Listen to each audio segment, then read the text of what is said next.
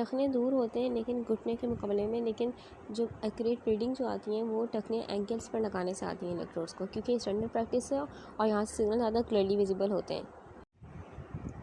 ECG conventions. ECG के convention को समझने के लिए हमें ये कुछ पॉइंट्स जो कि समझना ज़रूरी होगा। First point is sensitivity. Sensitivity का मतलब क्या होता है? जब sensitivity 10 millimetre equal to 1 millivolt होती है, इसका मतलब ये होता है कि 10 मिलीमीटर का वर्टिकल डिफ्लेक्शन मतलब क्या होता है? वर्टिकल कहते हैं इस तरफ और हॉरिजॉन्टल कहते हैं ऐसे सीधी लाइन, ठीक है। तो वर्टिकल डिफ्लेक्शन यानी कि ऊपर या नीचे मूव करता है पेज। 10 मिलीमीटर पेज जो होता है ऊपर नीचे मूव करता है, ठीक है।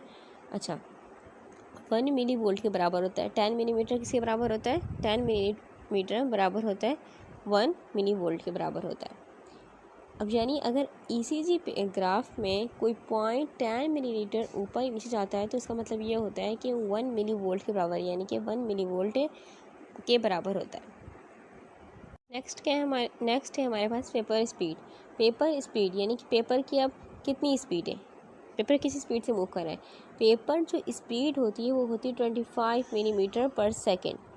25 मिलीमीटर पर सेकेंड, इसका मतलब ये होता है कि ECG मशीन में हर सेकेंड में, पर सेकेंड यानी कि हर सेकेंड में क्या हो रहा होता है? हर सेकेंड में 25 मिलीमीटर यानी कि 2.5 सेंटीमीटर, हर सेकंड में 2.5 सेंटीमीटर पेज क्या हो रहा है? आगे बढ़ रहा होता है। यानी कि अगर एक सेकंड के लिए कोई ग्राफ पेपर में 25 मिलीमीटर के डिस्टेंस कवर करता है, 25 मिलीमीटर यानी कि 2.5 सेंटीमीटर का डिस्टेंस कवर करता है। नेक्स्ट हमारे पास है large square. Each large square 5 millimetre square. क्या मतलब हुआ? हर एक बड़ा स्क्वायर उसमें 5 छोटे छोटे स्क्वायर होते हैं, इस तरफ भी, ठीक है। अच्छा, यानी कि हर लार्ज स्क्वायर का साइज़ जो होता है 5 मिलीमीटर होता है और ये टाइम में 0.2 सेकंड के बराबर होता है। यानी कि एक बिग स्क्वायर किसके बराबर है? एक बिग स्क्वायर बराबर होता है 0.2 सेकंड के बराबर होता है। इसका मतलब ये होता है कि अगर आप 5 मिलीमीटर का स्क्वायर देख रहे हैं तो वो 0.2 सेकंड को रिप्रेजेंट करता है। बिग स्क्वायर रिप्रेजेंट 0.2 सेकंड, जबकि हमारा जो ईच स्मॉल स्क्वायर, एक छोटा स्क्वायर, फॉर एग्जाम्पल हमने कहा ना बड़ा स्क्वायर है तो फिर बड़े स्क्वायर में 5 छोटे स्क्वायर्स होते हैं, इस तरीके से यहाँ ही 5 छोटे स्क्वायर्स होते हैं। तो छोटा जो स्क्वायर होता है वो क्या होता है? अब हर स्मॉल स्क्वायर का साइज़ क्या होता है? 1 मिलीमीटर होता है। कितना होता है? 1 मिलीमीटर होता है और ये टाइम में 0.04 सेकंड के बराबर होता है। यानी कि अगर 1 मिलीमीटर का स्क्वायर 0.04 सेकंड में कवर होता है। अब क्या हमारे पास है? नेक्स्ट है हार्ट रेट कैलकुलेशन, यानी कि हम हार्ट रेट को किस तरीके से कैलकुलेट कर सकते हैं। पहला मेथड है 300 मेथड, हमारे पास है 300 method and second is 1500 method. 300 method जो है वो है बिग स्क्वायर्स के लिए, ठीक है, और 1500 मेथड जो है वो हमारे पास है स्मॉल स्क्वायर के लिए, ठीक है। अच्छा, अब 300 मेथड में हम क्या करेंगे? हम इसमें करते हैं आर इंटरवल के दरमियान जितने भी स्क्वायर है, फॉर एग्जाम्पल हमें पता है ये हमारे पास P wave Q R S, तो ये कौन सी वेव है? R।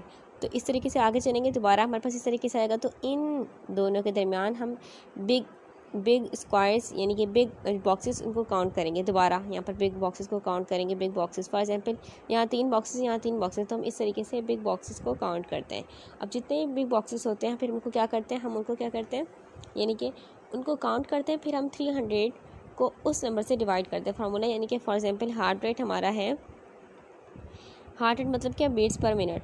तो 300 हमने लिया, 300 को डिवाइड किया number of large squares between R और इंटरवल। फॉर एग्जांपल ये चलती जा रही है लेकिन हम 2 की ले रहे हैं सिंपल, तो 6 यहाँ पर कितने हैं? Big square. तो 300 को डिवाइड करेंगे 6 से, तो आंसर क्या आएगा? 6 5 30 50, ठीक है। इस तरीके से करते हैं।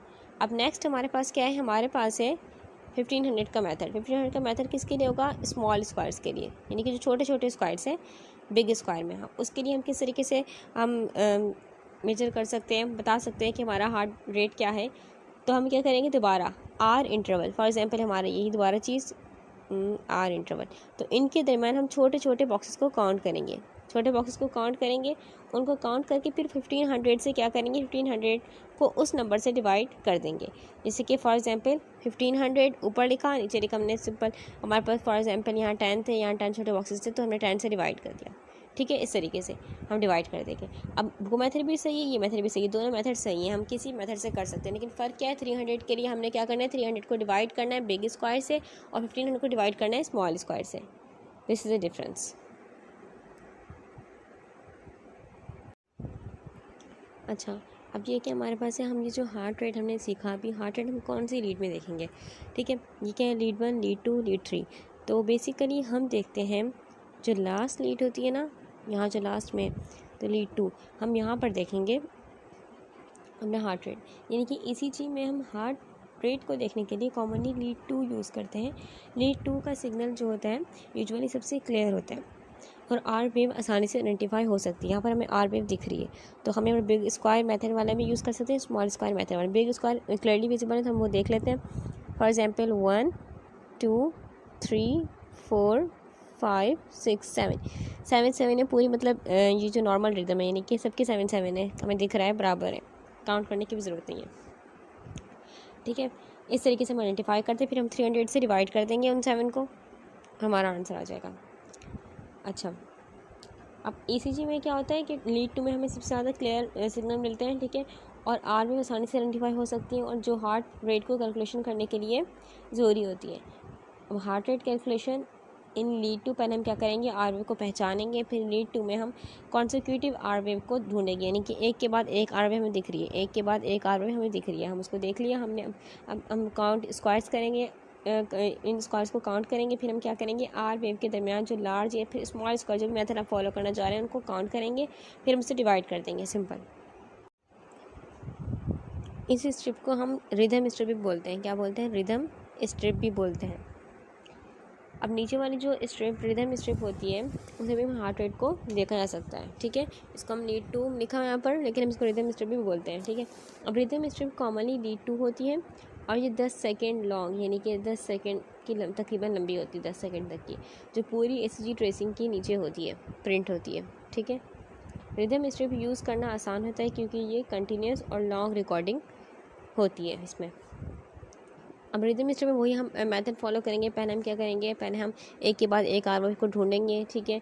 फिर क्या करेंगे, हम स्क्वायर्स काउंट करेंगे, स्मॉल स्क्वायर या बिग स्क्वायर जो भी आप काउंट करना चाह रहे हैं। अगर बिग स्क्वायर है तो 300 से डिवाइड करेंगे उसको, अगर स्मॉल स्क्वायर है तो 1500 से डिवाइड करेंगे उसको, हमारे पास हार्ट रेट निकल के आ जाएगा।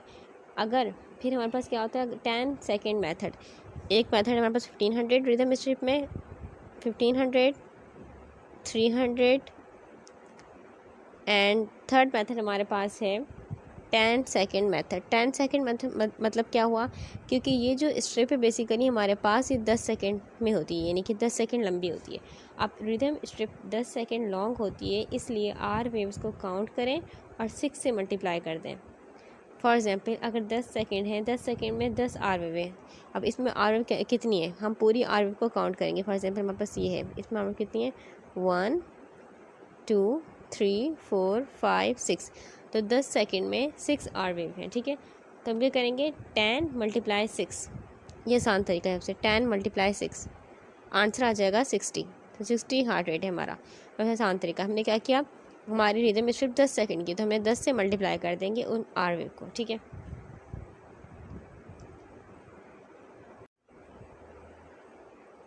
अब नेक्स्ट हम सीखेंगे कि ECG conventions and time period. ये कंपोनेंट्स ऑफ ECG हैं, हम इनका टाइम पीरियड देखेंगे एक के बाद एक का। फर्स्ट इज़ हमारे पास क्या है, पी वेव, नीचे लिखा हुआ है पी वेव।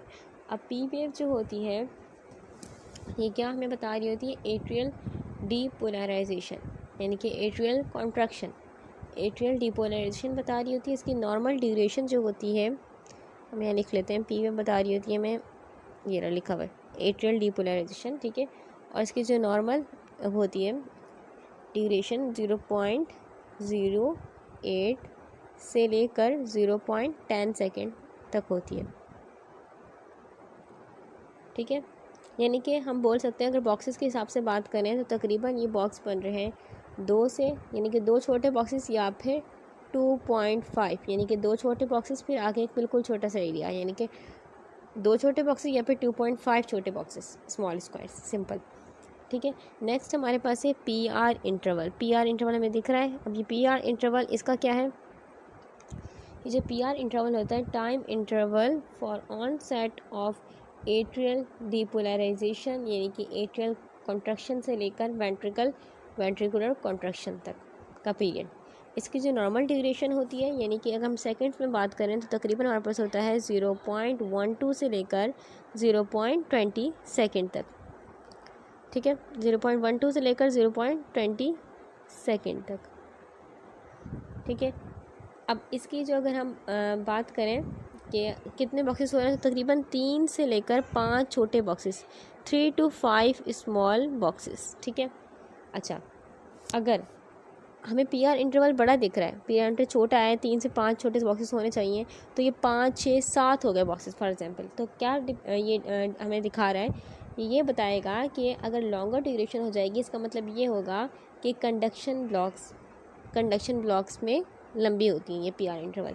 लेकिन अगर शॉर्ट हो गई, यानी कि 3 में नहीं है, अब 2 हैं पी आर इंटरवल बॉक्स, छोटे बॉक्सेस 2 हैं, इसका मतलब क्या होगा, WPW सिंड्रोम में छोटी होती हैं। अब पी वेव के बाद हमारा क्या था, P R interval. P R interval हम देख चुके हैं। पी आर इंटरवल का जो डिस्टेंस होगा सेकंड्स में वो होगा 0.12 से, यानी कि 0.12 से 0.20 सेकेंड्स। अगर हम स्मॉल बॉक्सेस की बात करें तो 3 से 5 स्मॉल बॉक्सेस होंगे। इस तरीके से QRS कॉम्प्लेक्स ये रहा हमें दिख रहा है। अब QRS कॉम्प्लेक्स में क्या होगा, ये क्या बताता है, QRS कॉम्प्लेक्स बताता है वेंट्रिकुलर डीपोलराइजेशन, जब वेंट्रिकल कॉन्ट्रैक्ट होता है। इसकी जो नॉर्मल ड्यूरेशन होगी QRS कॉम्प्लेक्स की 0.08 से लेकर 0.10 सेकेंड तक की होती है। यानी कि अगर हम स्मॉल बॉक्सेस की बात करें, स्मॉल बॉक्सेस कितने होंगे, तो तकरीबन 2 से लेकर 2.5 स्मॉल बॉक्सेस होंगे। ठीक है, अगर लॉन्गर ड्यूरेशन है कि फॉर एग्जांपल हमारे पास जो हमारे ये जो QRS कॉम्प्लेक्स है ग्रेटर दैन 0.12 सेकेंड तक हो रहा है, यानी कि ये जो बॉक्सेस हैं ये 3, 5 इस तरीके से हो रहे हैं, तो क्या बता रहे हैं, ये बता रहा है कि वेंट्रिकुलर कंडक्शन प्रॉब्लम है, यानी कि वेंट्रिकुलर प्रॉब्लम है। ठीक है, अब ST segment next. ST segment क्या मतलब होता है, ST सेगमेंट क्या करता है, कनेक्ट QRS कॉम्प्लेक्स से लेकर होता है और T वेव तक होता है। ठीक है, QRS कॉम्प्लेक्स से T वेव तक होता है, इसको बोलते हैं T वेव के स्टार्टिंग तक के होता है, इसको बोलते हैं ST सेगमेंट। QRS कॉम्प्लेक्स से लेकर QRS कॉम्प्लेक्स ख़त्म हो रहा है यहाँ से लेकर T वेव शुरू हो रही है यहाँ तक। ठीक है, अच्छा नॉर्मल ड्यूरेशन क्या होती है, सेगमेंट ज़्यादा टाइम नहीं लेता, इसलिए इसकी स्पेसिफिक ड्यूरेशन बताना मुश्किल है, यानी कि लेकिन कुछ जो ख़राबियाँ वगैरह इस चीज़ में देख के, एबनॉर्मलिटीज़ देख के उससे डायग्नोसिस होता है। अब next is QT interval. QT interval कैसा होता है, QT इंटरवल होता है from on set of Q, जैसे Q वेव बन रही है, Q वेव के बनने से लेकर T वेव के खात्मे तक, यहाँ तक होता है हमारे पास QT इंटरवल। इसकी नॉर्मल ड्यूरेशन जो हमारे पास होती है QT इंटरवल की होती है 0.35 से लेकर 0.45 सेकेंड्स। ठीक है, अगर हम बॉक्सेस की बात करें तो तकरीबन 8 से 11 स्मॉल बॉक्सेस होते हैं। ठीक है, इस तरीके से टी वेव जो होती है, टी वेव क्या बताती है हमें, टी वेव बताती है हमें वेंट्रिकुलर रीपोलराइजेशन, वेंट्रिकुलर क्या करता है, रिलैक्स होता है। अब इसका स्पेसिफिक टाइम ड्यूरेशन मेंशन नहीं किया गया, बट टिपिकली क्या होता है इसका, टिपिकली हम बोल सकते हैं आमतौर से तकरीबन लेस दैन 0.2 सेकेंड, तकरीबन लेस दैन 0.2 सेकेंड तक होता है। अगर हम बॉक्सेस की बात करें तकरीबन 5 स्मॉल बॉक्सेस से भी कम, यानी कि लेस दैन 5 स्मॉल बॉक्सेस हमारी टी वेव होनी चाहिए। ठीक है, अब हम सैम्पल कैलकुलेशन करते हैं। फॉर एग्जांपल हमारे पास है, अगर पी वेव का ड्यूरेशन फॉर एग्जांपल 0.08 सेकेंड है। ठीक है, नॉर्मल पी वेव है सिंपल, अगर 0.08 सेकेंड है पी वेव का ड्यूरेशन, तो हम कैलकुलेशन किस तरीके से करेंगे, तो हम लेंगे 0.08 सेकेंड, यानी कि 2 से लेकर 2.5 स्मॉल बॉक्सेस ना, तो हम डिवाइड कर देंगे 0.04 से, हमारा आंसर आ जाएगा 2 आंसर आ जाएगा। इस तरह से हम हर वेव और इंटरवल का ड्यूरेशन स्मॉल बॉक्सेस में कैलकुलेट कर सकते हैं using the conversion factor. Conversion factor से हमने किया है, फॉर एग्जांपल हमें पता है एक स्मॉल बॉक्स बराबर होता है 0.04 सेकेंड के, यहाँ हमने किया भी था, एक स्मॉल बॉक्स जो होता है वो बराबर होता है 0.04 सेकेंड। तो हमने इस तरीके से किया, हमने नॉर्मल वेव का ड्यूरेशन देखा और उसको डिवाइड कर दिया कि एक स्मॉल बॉक्स कितने बराबर था, 0.04 सेकेंड, तो हमने उसे डिवाइड कर दिया, हमारा आंसर आ गया। इस तरीके से हम कर सकते हैं। नेक्स्ट हमारे पास क्या है, P wave. For example P wave है, पी वेव अगर हमारे पास ऊंची हो गई, पी वेव क्या हो गई, टॉल हो गई, यानी कि ज़्यादा ऊंची हो गई, ये पी वेव ऐसी हो गई। ऊंची हो गई तो ये क्या रिप्रेजेंट करेगी, ये रिप्रेजेंट करेगी राइट एट्रियल इनलार्जमेंट को। ये राइट एट्रियल, ये लेफ्ट एट्रियल, तो राइट एट्रियल इनलार्जमेंट को रिप्रेजेंट करेगी। ये राइट एट्रियल इनलार्जमेंट कब हो, जब लंग डिसीज हो, जैसे कि chronic obstructive pulmonary disease COPD की वजह से हमारे पास राइट एट्रियल इनलार्जमेंट होती है। इन कंडीशंस को हम कहते हैं पी पल्मोनरी भी कहते हैं, कि इसमें क्या हो जाएगा, PF इनलार्ज हो जाएगी। नेक्स्ट हमारे पास है, अगर PF हमारी PF क्या हो गया, उसमें हम बोल सकते हैं कि बफरकेटेड हो गया, यानी कि PF दो हिस्सों में हो गया। फॉर एग्जाम्पल PF क्या है, दो हिस्सों में आ रही है, इसका मतलब क्या होता है, दो हिस्सों में डिवाइडेड है, तो ये लेफ्ट एट्रियल इनलार्जमेंट को रिप्रेजेंट करेगी, लेफ्ट एट्रियल इनलार्जमेंट को रिप्रेजेंट करेगी। इसका मतलब क्या होता है, लेफ्ट एट्रियल इनलार्जमेंट अक्सर हार्ट डिसीज जैसे कि माइट्रल वाल्व, दो हमारे पास पता है वाल्व्स होते हैं, तो माइट्रल वाल्व स्टेनोसिस या फिर लेफ्ट वेंट्रिकुलर फेलियर की वजह से होती है। तो उसमें क्या हो जाएगा, यानी कि लेफ्ट एट्रियल इनलार्जमेंट अक्सर कब होती है, जब हार्ट डिसीज होती है, जैसे कि माइट्रल वाल्व स्टेनोसिस हो गया, फिर लेफ्ट वेंट्रिकुलर फेलियर की वजह से होती है। इस कंडीशन को हम पी मेट्राली भी कहते हैं। अब ये जो हमारा PR इंटरवल, इसमें अगर प्रोलॉन्ग हो गया PR इंटरवल, ये PR इंटरवल लॉन्ग हो गया, तो इसको हम कंडक्शन ब्लॉक क्यों कह रहे हैं, कि हमारी एट्रिया से वेंट्रिकल सिग्नल आने तक क्या हो जाएगा, कंडक्शन ब्लॉक, यानी कि कुछ प्रॉब्लम है कि कंडक्शन सही से नहीं हो रही। एंड WPW सिंड्रोम में क्या होता है, इसमें शॉर्ट एंड क्यों होता है, क्योंकि शॉर्ट एंड में यानी कि इसमें एक एक्स्ट्रा पाथवे डेवलप हो जाता है, जो कि क्या करता है, यानी कि सिग्नल जल्दी पहुँचते हैं एट्रिया से वेंट्रिकल तक। इस वजह से क्या होता है, हमारा जो PR इंटरवल तो शॉर्ट हो जाता है। नेक्स्ट है QRS कॉम्प्लेक्स। QRS कॉम्प्लेक्स क्या होती है, अब ये जो QRS कॉम्प्लेक्स है, इट इंडिकेट्स वेंट्रिकुलर डीपोलराइजेशन, ये यानी कि ये जो हमारे पास हार्ट है, हार्ट के atria and ventricle, so ventricle की कॉन्ट्रैक्शन को रिप्रेजेंट करता है QRS कॉम्प्लेक्स, ठीक है। अच्छा, अब इसमें क्या होता है, ये नॉर्मली जो होता है 0.12 सेकेंड के लिए होता है, यानी कि 3 छोटे छोटे स्मॉल स्क्वायर इसमें कवर होते हैं। इस लाइन में 3 छोटे छोटे स्मॉल स्क्वायर इसमें कवर होंगे, ठीक है। अच्छा, तो इसका मतलब ये होता है कि वेंट्रिकल्स में अगर ये क्या हो गया, अगर ये ग्रेटर देन 0.12 हो गया, यानी कि ये जो लाइन है ऐसे फैल गई, 4 बॉक्स पे आ रही है, 5 बॉक्स पर, इसका मतलब क्या है, वेंट्रिकल्स में कंडक्शन का प्रॉब्लम है। Next is ST segment. ST segment क्या होता है, it connects QRS complex and the T wave.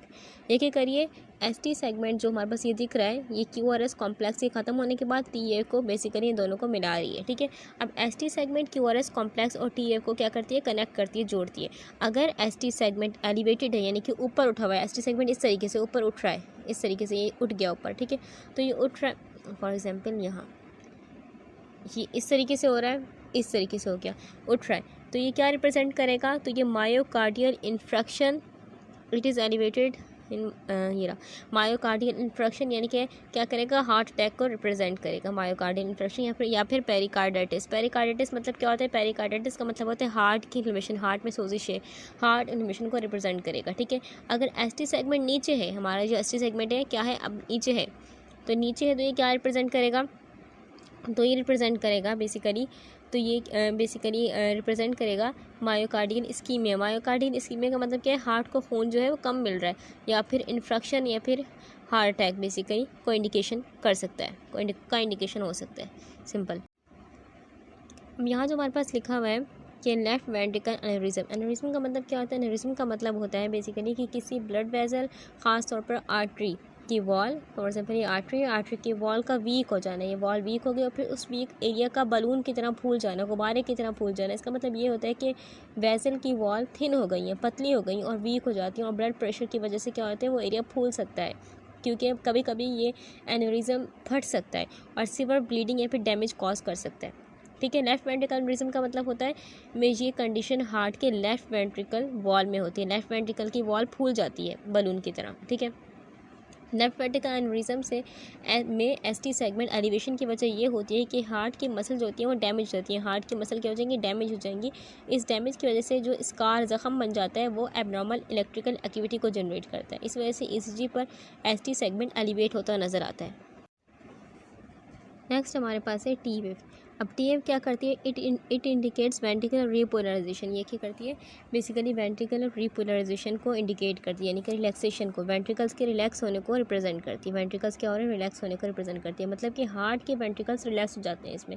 Hyper क्लीमिया it is elevated है, ये कब एलिवेट हो जाती है, जो हमारे T वेव है, फॉर एग्जाम्पल T वेव थोड़ी सी और ऊंची होगी, एलिवेट हो रही है, तो ये किस में होती है, हाइपर क्लीमिया, यानी कि पोटेशियम ज़्यादा हो गया उस पर हो सकती है। फिर myocardial infarction, myocardial basically elevated hyper accurate face of, और मायोकार्डियल इन्फेक्शन यानी कि हार्ट अटैक के हाइपर एक्यूरेट फेस में, मायोकार्डियल इन्फ्रैक्शन के हाइपर एक्यूरेट फेस में, ठीक है, टीएफ एलिवेटेड होती है। हाइपर एक्यूरेट फेस मतलब क्या होता है? हाइपर एक्यूरेट फेस को हम लास्ट में देखते हैं डिटेल में, पहले हम ये पूरा समझ लेते हैं, ठीक है। तो और फिर किस में यानी कि हाइपर एक्यूरेट फेस में नज़र आता है अगर टीएफ हमारे पास इन्वर्टेड है यानी कि उल्टी हो रही हैं, तो ये हाइपर कैलीमिया या फिर मायोकार्डियल इस्कीमिया हार्ट यानी कि मायोकार्डियल इस्कीमिया यानी कि हार्ट को खून कम सप्लाई हो रहा है कोई इंडिकेशन कर सकता है। आसान बात से बात करें, टीएफ वो हिस्सा है जो कि ईसीजी को जो बेसिकली ईसीजी में दिखाता है कि हार्ट के वेंट्रिकल्स किस तरह से वापस रिलैक्स हो रहे हैं। अगर पोटेशियम ज़्यादा हो जाए या हार्ट अटैक के इनिशियल फेज़ में हो तो टीएफ ऊपर उठती हुई दिखाई देती हैं। पोटेशियम ज़्यादा है हार्ट में या फिर हमारा हार्ट अटैक का इनिशियल फेस है तो फिर हमें एलिवेटेड नज़र आएंगी टीएफ, ठीक है। अगर पोटेशियम ज़्यादा है तो फिर क्या नज़र आएंगी? अगर पोटेशियम ज़्यादा है बेसिकली ज़्यादा हो जाए हार्ट अटैक के इनिशियल फेस में हो तो ये नज़र आती हैं, ठीक है। तो हमें टीएफ ऊपर उठती हुई नज़र आती है, एलिवेटेड नज़र आती हैं। अगर पोटेशियम ज़्यादा हो या फिर हार्ट को खून कम मिल रहा हो तो टीएफ उल्टी नज़र आती हैं, ठीक है। अब इस तरीके से नॉर्मल टीएफ जो होती है वो स्मूथ होती है, स्मूथ और राउंडेड होती है इस तरीके से।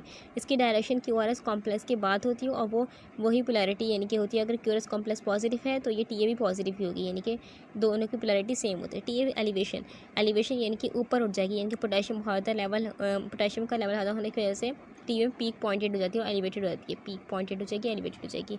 मायोकार्डियल इन्फेक्शन एमआई में भी क्या हो जाएगा? हार्ट अटैक के इनिशियल फेस यानी में हार्ट अटैक के इनिशियल फेसेस में हाइपर एक्यूरेट फेस में बेसिकली टीएफ एलिवेटेड और ब्रॉड हो जाती है, एलिवेटेड हो जाएगी और ब्रॉड फैली हो जाएगी, ठीक है, इस तरीके से। और अगर हमारे पास टीएफ इन्वर्जन हो रही तो क्या मतलब है कि मायोकार्डियल स्कीम है यानी कि हार्ट को खून कम मिल रहा है तो हमारे पास टीएफ इन्वर्जन नीचे की तरफ होगी, ठीक है, उल्टी होगी। और इस तरीके से अगर हाइपर कैलीमिया यानी कि सीवियर केसेस में अगर टीएफ इन्वर्टेड हो सकती है हाइपर कैलीमिया के यानी कि पोटेशियम ज़्यादा हो रहा है। अगर दूसरी कंडीशन भी जैसे कि फॉर एग्जाम्पल पेरिकार्डाइटिस है, पेरिकार्डाइटिस में क्या होता है कि हार्ट के आउटर लाइनिंग की इन्फ्लेमेशन में टीएफ एलिवेटेड हो सकती है पेरिकार्डाइटिस में। लेफ्ट वेंट्रिकल हाइपरट्रॉफी यानी कि अगर हाइपरट्रॉफी वेंट्रिकल्स लेफ्ट वेंट्रिकल का साइज़ बड़ा हो गया तो भी हमारे पास क्या हो सकती है? टीएफ एलिवेटेड हो सकती है। अब यहाँ जो हमारे पास लिखा होता है hyper accurate face of MI, इसका मतलब क्या होता है? इसका मतलब होता है बेसिकली कि hyper accurate face of MI का मतलब होता है मायोकार्डियल इन्फेक्शन, ठीक है। वो इनिशियल फेस होता है जब हार्ट अटैक शुरू हो रहा है, हार्ट अटैक की स्टार्टिंग हो रही होती है। इस फेस में कुछ खास चेंजेस होती हैं, इसी चीज़ पर नज़र आ रही होती है जो कि मायोकार्डियल इन्फेक्शन को पहचानने में मदद करती है। आसान बात से बात करें, जब हार्ट अटैक शुरू हो रहे हैं तो उसे हाइपर एक्यूरेट फेस कहते हैं, ठीक है। इस वक्त कुछ खास साइंस होते हैं इसी पर नज़र आते हैं। फॉर एग्जाम्पल पहला हमारे पास साइन क्या है? टीएफ क्या हो जाएगी? फॉर एग्जाम्पल ये रहा, टीएफ क्या हो जाएगी? टीएफ एलिवेशन, टीएफ उठना शुरू हो जाएगी। टीएफ क्या हो जाएगी? टीएफ एलिवेशन होना शुरू हो जाएगी, ठीक है।